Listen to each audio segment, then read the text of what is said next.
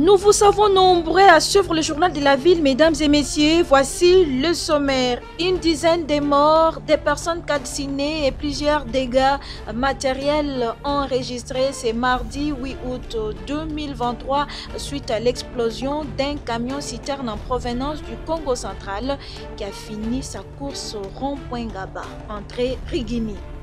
La publication des résultats de l'examen d'État édition 2023 interviendra à partir du 18 août prochain et c'est après la séance de délibération prévue pour le 16 août. Le ministre de l'EPST justifie le retard enregistré par les difficultés d'ordre technique et financier qui ont émaillé les différentes opérations épreuves qui seront bientôt surmontées. C'est tout pour les sommaires, mesdames et messieurs. Encore une fois, bienvenue dans ce journal.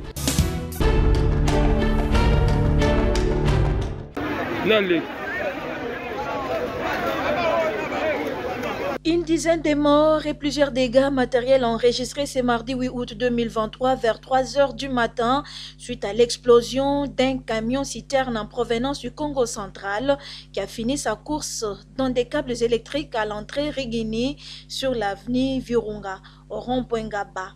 Des personnes brûlées ont été acheminées à l'hôpital.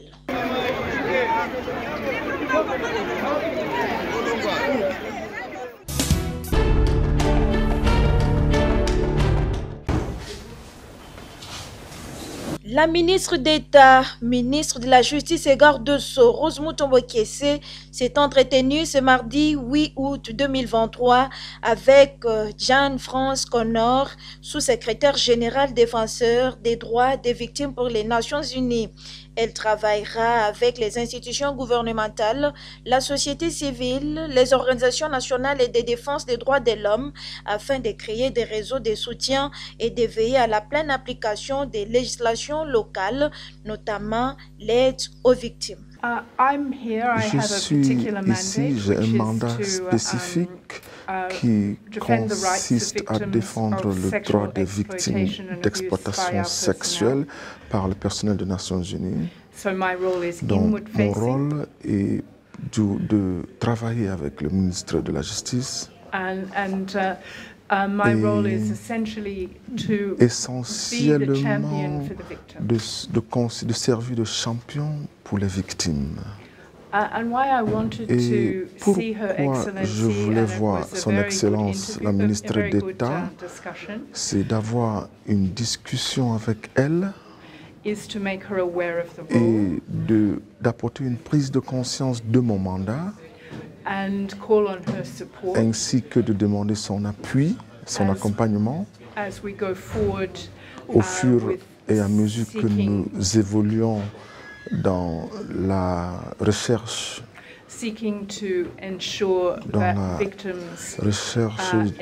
d'une réparation à l'intention des victimes ainsi que de leur dignité. Jeanne-France Connor a fait savoir qu'elle est en contact avec les différentes victimes de ces violences. Je ne saurais retenir le nombre exact. Parce qu'il y a les statistiques, les chiffres, les nombres. Nous avons un site internet qui est accessible pour tout le monde sur le site internet des Nations Unies qui indique le chiffre exact que nous avons. Pour sa part, la patronne de la justice nationale congolaise, Rose Mutombo Kiese, demande aux Nations Unies de porter la voix de la République démocratique du Congo au sommet de cette institution mondiale, car la RDC a besoin de la paix.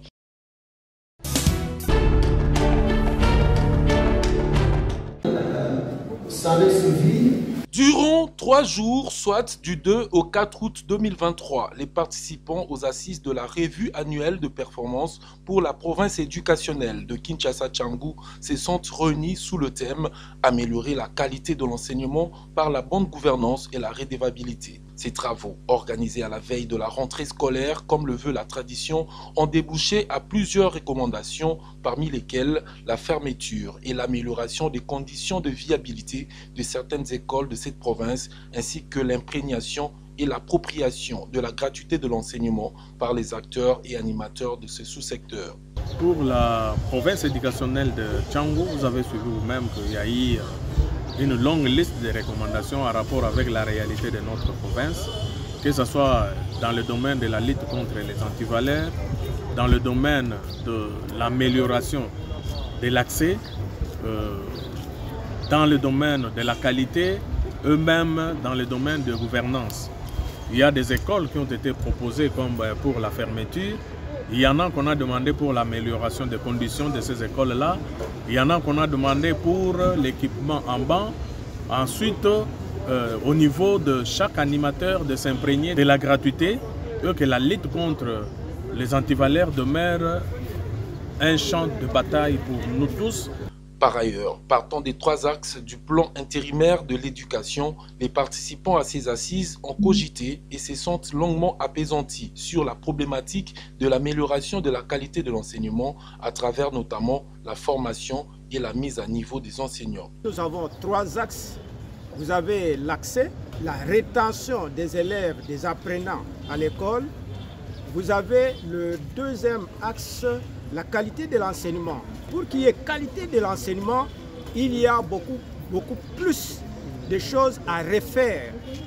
La mise à niveau des acteurs principaux qui sont des enseignants, ça c'est dans la qualité. En sus, au terme de ce forum, il a été également question d'évaluer les activités précédentes en marge de l'année qui s'annonce déjà, mais aussi de préparer le plan d'action opérationnel grâce au concours et aux efforts de tous. Et pour terminer en beauté, c'est à travers une photo de famille que s'est clôturée complètement cette manifestation à la grande satisfaction de tous.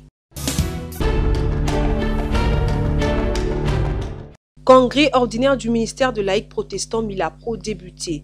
La semaine passée à Kinshasa, le secrétaire général de cette structure, Jeff Pambi, claque les portes de ses assises. Les causes de son départ dans cette interview accordée au micro du journal de la ville.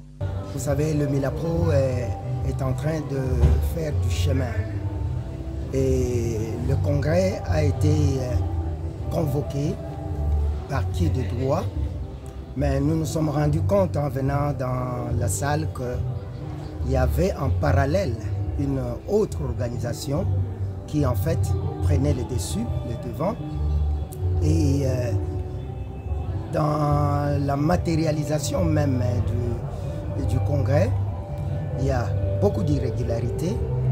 Et je commencerai par dire qu'on ne peut pas être juge de parti.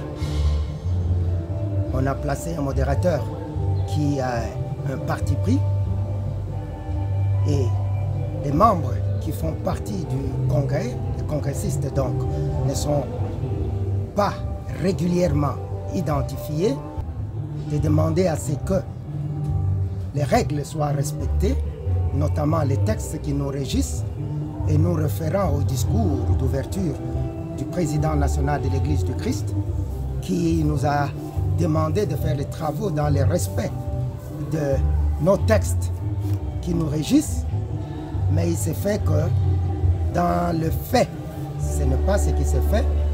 C'est le premier congrès en tant que tel du Milapro. Il fallait examiner le fonctionnement du Milapro, jeter de nouvelles bases du Milapro, en passant, mettre en place un cadre légal, un cadre juridique. Raison pour laquelle, avec saignement du cœur, mon cœur saigne. Parce que je vois une descente en enfer de cette structure.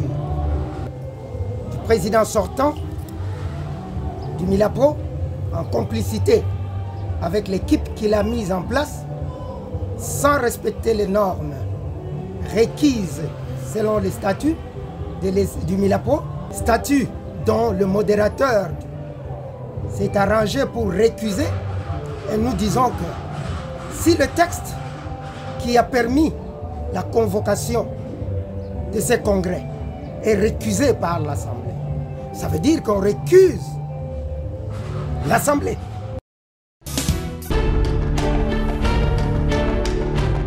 Je déclare ouvert les travaux et l'élaboration du PCB de Mongafula. Lancement ce lundi 7 août 2023 au lycée Kimwenza des travaux d'élaboration du plan communal de développement de la commune de Mongafula par le bourgmestre Séverin Lumbu Malamba, facilité par l'Union nationale des jeunes acteurs du changement, l'INAJAC en sigle.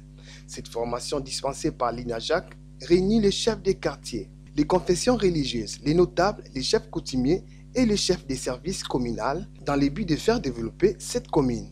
La commune accorde un grand intérêt sur cette activité parce qu'on ne peut pas aller loin si on n'a pas une bonne fondation, on n'a pas une base.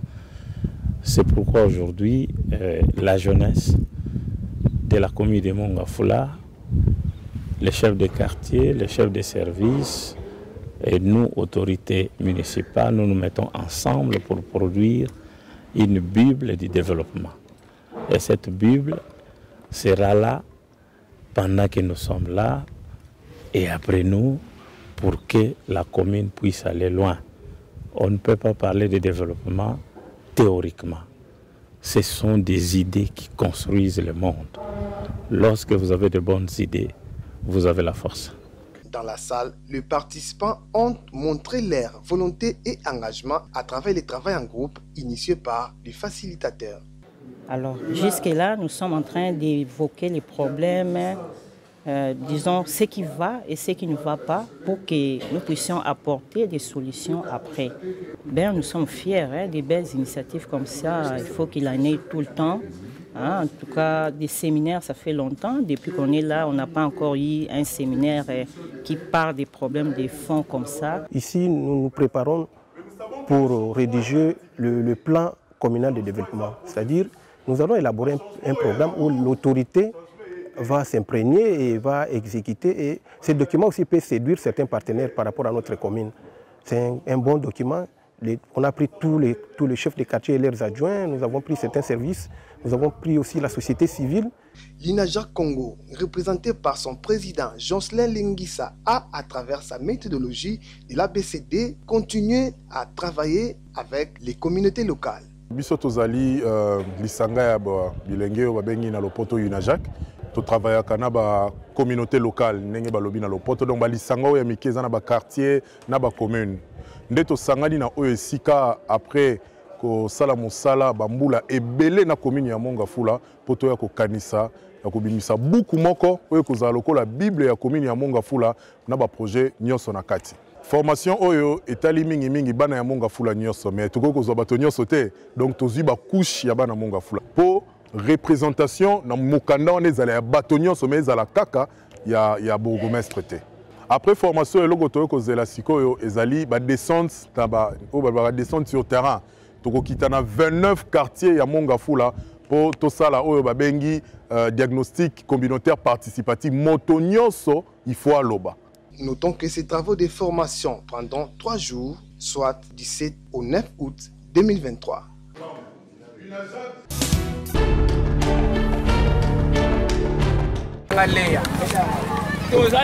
Il reste toujours à l'écoute des problèmes qui touchent sa base. Le notable de la communauté Tekewumbu, Maître Richard Mona, le coordonnateur de l'ASBEL Adermo, accompagné de sa base, s'est rendu à la cité de Menkao le samedi 5 août 2023. Motif, assister aux obsèques d'un jeune prometteur de cette communauté, Ricky Mona. L'homme au cœur sensible, Maître Richard Mona, a tenu à compatir ensemble avec la communauté Teke et les a consolés personnellement pendant cette dure épreuve. Le jeune Ricky, qui est décédé, laisse un vide derrière lui et des souvenirs inoubliables chez tous ses proches, raison pour laquelle les chefs coutumiers, les autorités politico-administratives ont rehaussé de leur présence à ses obsèques. Une circonstance douloureuse pour la famille.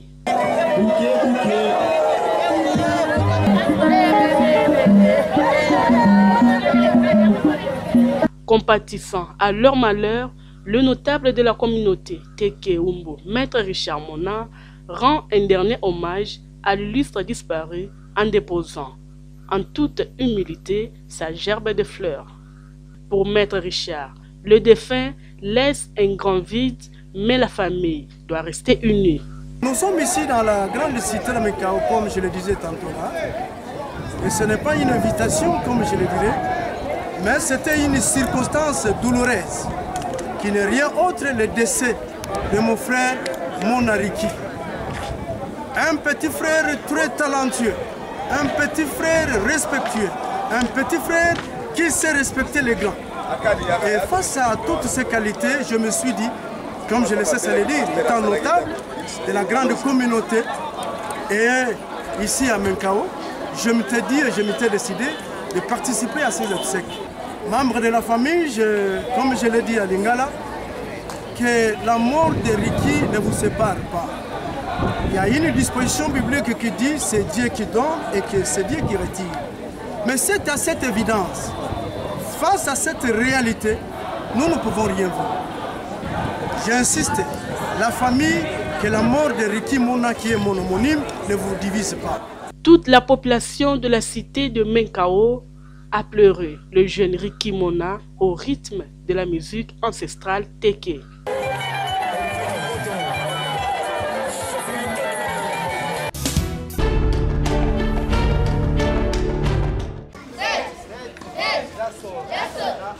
Désormais, à Limete, 10e rue, se trouve une école de taekwondo dont le lancement a été donné le samedi 5 août 2023. Ce club, cher à Maître Jean-Claude, encadre plusieurs jeunes et enfants à partir de 3 ans dans la discipline sportive de taekwondo.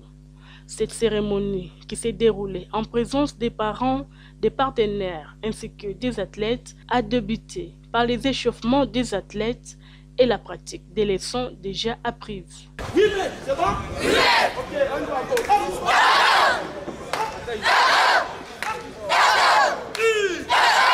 Une journée dédiée également à la passation des ceintures de Taekwondo Club Mukumbusu de Salongo pour Maître Chris Mukendi. Cet événement est une occasion de montrer à tous la qualité de la formation donnée aux athlètes. Nous sommes là pour la sortie officielle du club école de taekwondo qui se situe ici à Limete 10e rue au cercle sportif de Limete. Et en même temps, il y a le passage de ceinture de notre club aussi, notre club formateur, le Taekwondo Club Mukumbusu, le TCM de Salongo, le club cher à Maître Jean-Claude, Maître Mukumbusu. Nous avons voulu joindre les deux activités ici au cercle sportif pour pouvoir booster les enfants et pouvoir organiser cet événement. Il demande par ailleurs aux parents d'inscrire leurs enfants pendant cette période des vacances. Donc les parents, nous vous demandons de pouvoir venir inscrire les enfants. Faites-nous confiance, c'est une grande école. Et nous sommes situés à Salongo, nous sommes situés à Salongo à la paroisse de Résurrection. Nous sommes situés ici à Limete, à la 10e rue, au cercle sportif. Et déjà le vendredi, nous allons commencer à Beaumarchais, à l'école de Wez. Donc nous sommes en train d'implanter au fur et à mesure. Envoyez vos enfants parce que nous sommes pendant les vacances et le sport vraiment est une bonne chose pour les enfants. C'est par la remise des brevets aux athlètes que cette cérémonie a été sanctionnée.